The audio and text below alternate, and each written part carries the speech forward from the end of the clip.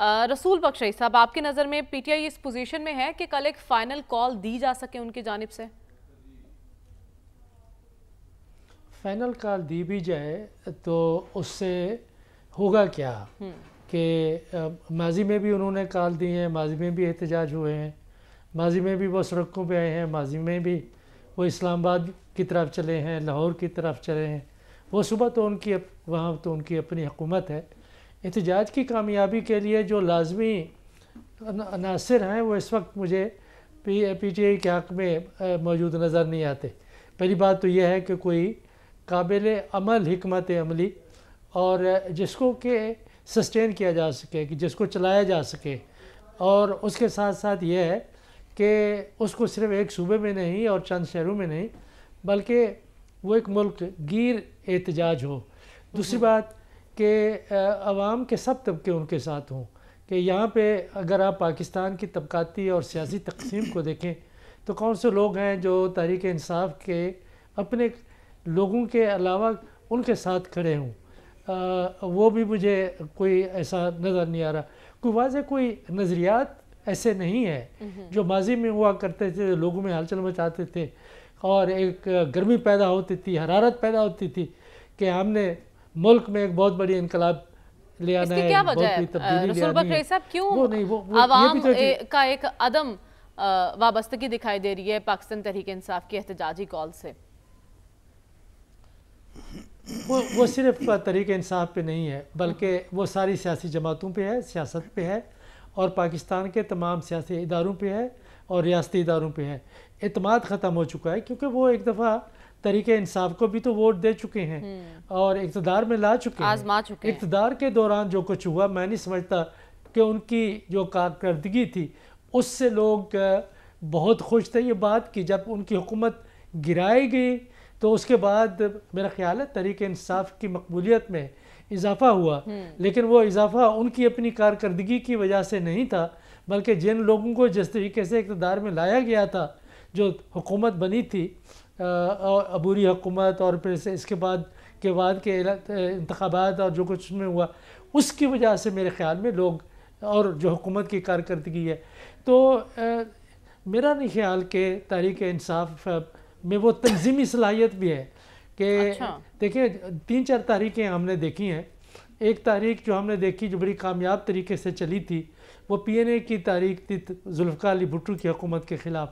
اس میں بنیادی کردار جماعت اسلامی کا تھا کہ کوئی شہر نہیں تھا، کوئی گاؤں نہیں تھا، کوئی قریہ نہیں تھا جہاں پہ کہ اسلامی جمعیت طلباء کے نوجوان موجود نہیں تھے.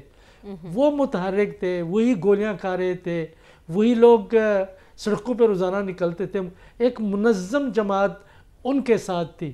تحریک انصاف میں ہمیں عہدیدار تو نظر آتے ہیں لیکن یہ ہے کہ وہ تنظیم نہیں، وہ متحرک کارکن نہیں ہے. جلسوں میں بھی آ جاتے ہیں، آ بھی جائیں گے، نعرے بھی ماریں گے، موٹر سائیکلوں کو بھی چڑھیں گے، لیکن ان کی نہ تربیت ہے اور نہ تنظیم میں کوئی اس قسم کا نظم و نسق ہے جو ایک بڑی تحریک کو چلانے کے لیے ضروری ہوتا ہے. ایک بات ہے کہ تحریک انصاف نے اس حکومت اور ان کے پیچھے جو طاقتیں ہیں ان کے خلاف ایک محاذ بنا لیا ہے کہ پاکستان کی جو اس وقت تقسیم ہے، پولرائزیشن ہے، وہ اس کے 2 رخ ہیں. ایک رخ وہ سیاسی جماعتیں ہیں جو اتحاد کا حصہ ہیں اور وہ ایک ہائیبرڈ سسٹم ہے جو ملک کے اندر موجود ہے. دوسری جانب سے تحریک انصاف ہے، لیکن یہ ہے کہ وہ انقلابی جماعت نہیں ہے جو کہ ہم نے انقلابات دنیا میں دیکھے ہیں. تو اس لیے یہ تضاد تو واضح ہے لیکن اس تضاد کا نتیجہ کیا نکلتا ہے مجھے کوئی واضح طور پر نکلتا ہے. انصاف میں اب وہ دم ہم نظر نہیں آ رہا کہ وہ عوام میں اپنے کارکنان میں وہ تحریک پیدا کر سکیں جو کہ صلاحیت ہمیں پہلے دکھائی دیتی تھی کہ ایک کال پر ہجوم امن آڈا تھا. رسول بخش رئیس صاحب، آپ کی نظر میں علاقائی صورتحال میں پاک امریکہ تعلقات کا مستقبل آپ کو کیا دکھائی دے رہا ہے؟ اس مستقبل کا انحصار اس بات پہ ہے کہ ہم کس منزل کی طرف چلتے ہیں بحیثیت ایک قوم، بحیثیت ریاست. اس وقت دنیا میں جو کسی ملک کی اہمیت کا معیار ہے وہ کسی جغرافیائی میل وقوع کے حوالے سے نہیں ہے، عسکری قوت کے حوالے سے بھی نہیں ہے اور اس حوالے سے بھی نہیں ہے کہ سلامتی کے امور میں وہ ملک کس حد تک کسی دوسرے ملک کی اعانت کر سکتا ہے، مدد کر سکتا ہے، کیونکہ پورا ایک جو اسٹریٹجک لینڈسکیپ ہے دنیا کا وہ تبدیل ہوا ہے، اور اس وقت جو ویپن سسٹمز ہیں، جو انٹیلیجنس گیدرنگ کے ذرائع ہیں، وہ بھی یکسر تبدیل ہو چکے ہیں۔ کرنسی اہمیت کی تبدیل ہو چکی ہے، وہ کرنسی ہے انفارمیشن ٹیکنالوجی، صنعتی ترقی، برآمدات، آپ کی سافٹ پاور، کلچرل پاور، اور کس حد تک آپ اتنا اچھی سوسائٹی ہیں کہ دنیا سے لوگ آپ کے پاس آتے ہیں، جو ہمارے پاس ان چیزوں کی کمی نہیں ہے۔ تو کتنا آپ مستحکم ہیں، کتنا اچھا ملک ہے کہ لوگ آپ کو دیکھنے کے لیے آتے ہیں۔ میں تو ترکیہ کی مثال دیتا ہوں کہ جب بھی دنیا میں کوئی بہت بڑا کوئی واقعہ ہو رہا ہوتا ہے تو سب سے دنیا کا ایکسپینسو اشتہار وہ استنبول کے حوالے سے ترکیہ کی طرف سے آتا ہے۔ کیوں کہ 40-50-60 بلین ڈالر تک وہ اس سے بناتے، ہم اس سے بھی کہیں زیادہ بنا سکتے تھے، ہم میں وہ صلاحیت تھی۔ تو امریکہ کے ساتھ بات کریں، یورپ کے ساتھ بات کریں، وہ بات آپ پرانے جو حوالے ہیں ان کے حوالوں سے نہیں کر سکتے کہ افغانستان میں یہ تھا، مشرق وسطیٰ میں یہ تھا۔ اب یہ ہوگا کہ آپ رسول بخش صاحب ان سب سے ہٹ کر جو زلفی بخاری صاحب ایکٹیو ہوئے ہیں، کیا امریکہ ہمارے اندرونی معاملات میں مداخلت کر سکتا ہے جیسا کہ پی ٹی آئی چاہ رہی ہے؟ میرا نہیں خیال ہے کہ مداخلت ہوگی، کسی صورت میں نہیں ہوگی۔ یہ ان کی خوش فہمی ہے، اگر اس خوش فہمی میں رہنا چاہتے ہیں تو ضرور رہیں، میں نہیں سمجھتا۔ لیکن ایک اور بات ذہن میں ضرور رکھیں کہ جتنی دیر تک جو قیدی نمبر 804 ہیں جیل میں رہیں گے، وہ ایک انٹرنیشنل ان کی جو امیج ہے، ان کی شخصیت ہے، ان کے بارے میں باتیں ہیں، وہ زیادہ ہوتی رہیں گی اور حکومت کے لیے ایک زیادہ مصیبت پیدا ہوگی۔ مداخلت کوئی ملک نہیں کر سکتا پاکستان کے اندرونی حالات۔ ٹھیک ہے، آپ کہہ رہے ہیں پی ٹی آئی کی خوش فہمی اور ایسی کسی مداخلت کی آپ توقع نہیں کر رہے امریکہ کی جانب سے۔ رسول بخش صاحب، اس میں ہم نے سنا تھا ایک آرٹیفیشل رین کر دی جائے تو اس سے بھی معاملات بڑی حد تک سیٹل ڈاؤن ہو جاتے ہیں، مسئلہ حل ہو جاتا ہے، تو کس بات کا انتظار کر رہی ہے ہماری حکومت؟ آرٹیفیشل رین کیوں نہیں کر رہی؟ اتنا آسان نہیں ہے۔ دیکھیں، اور اسلام آباد کی صورتحال بھی بتا دیں۔ یہ کسی چیز کا انتظار نہیں کر رہی ہے، اپنا اقتدار مکمل کرنے کا انتظار کر رہی ہے۔ دنیا میں یہ مسائل ہیں، انہوں نے کس طرح سے حل کیے ہیں کہ امریکہ میں گاڑیوں کی کمی ہے، فیکٹریوں کی کمی ہے، صنعتوں کی کمی ہے، شہروں کی کمی ہے، کوئی کمی نہیں ہے۔ برطانیہ میں، یورپ میں، ہر جگہ کے اوپر کسی چیز کی کمی نہیں ہے۔ آپ کو فضا آلودہ نظر آتی ہی نہیں ہے، صاف نظر۔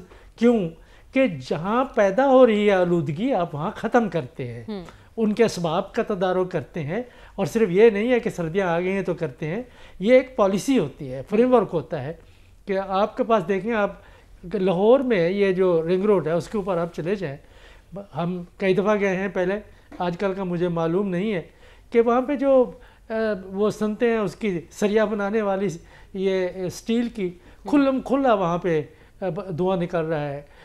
ملتان میں چلے جائیں، کسی شہر میں چلے جائیں، ہر جگہ کے اوپر یہ اس قسم کی بھٹیاں جل رہی ہیں، اور شہروں کے اندر یہ کنچی رکشے کہ جی ہم فیکٹریاں بند کریں۔ ابھی خبر تھی کہ 100 کوئی غیر قانونی فیکٹریاں صرف لاہور میں کام کر رہی ہیں۔ اب کیوں اجازت دیتے ہیں ان کو؟ ٹریفک کا علیحدہ مسئلہ ہے، اور پھر یہ دھواں چھوڑتی ہوئی گاڑیاں کتنا۔ آپ دیکھیں، جب تک کہ آپ کوئی پالیسی نہیں بنائے گی، اور سب سے بڑی بات میں سمجھتا ہوں کہ دنیا میں دکانداروں کے بارے میں یہ جو ہماری پالیسی ہے ایسی نہیں ہوتی۔ آپ نے ان کو پیمپر کیا ہوا ہے کہ امریکہ میں مارکیٹ سے آپ لوگوں کو پوچھیں کب بند ہوتی ہیں، کیا ان کی بزنس ختم ہوگی؟ چلو وہاں دور نہ جائیں، آپ یہ دیکھیں کہ سری لنکا میں اور انڈیا میں کس وقت دکانیں بند ہوتی ہیں، 6 بجے 7 بجے تک بند ہو جاتی ہیں، آپ 10 بجے تک بند کرتے ہیں۔ تو اگر 10 بجے تک لوگ جو ہیں وہ آ رہے ہیں، جا رہے ہیں، آپ ان چیزوں کو ختم کریں۔ پبلک ٹرانسپورٹ پاکستان میں شہروں میں موجود تھی، اور اس کو اربن ٹرانسپورٹ سسٹم جو تھا، یہ پہلے آپ تاریخ میں دیکھ لیں کس نے ختم کیا تھا؟ وہ میاں نواز شریف صاحب کی حکومت نے ختم کیا تھا۔ اب دوبارہ اس کو لانے کی کوشش کر رہے ہیں۔ بھائی پبلک ٹرانسپورٹ لازمی ہے اگر آپ نے ملک کو اسموگ سے بچانا ہے، اور پھر آپ کی جو صنعتی پالیسی ہے کہ انوائرمنٹ میں آپ کے منسٹرز ہیں، آپ کی پوری بیوروکریسی ہے، اور شہروں کے لیے آپ کے ہر پاس انسپیکٹرز ہیں، ٹریفک پولیس ہے، آپ کیوں نہیں کچھ کرتے؟ یہ تو بالکل ہاتھ پہ ہاتھ دھرے بیٹھے ہیں اور انتظار اگر کر رہے ہیں تو تباہی کا کر رہے ہیں، اسٹریٹجی کی ضرورت ہے اور آپ کو ہوم ورک کرنے کی ضرورت ہے. انتظار نہیں کرنا چاہیے کہ کب اسموک سیزن آئے گا پھر ہم اقدامات کریں گے.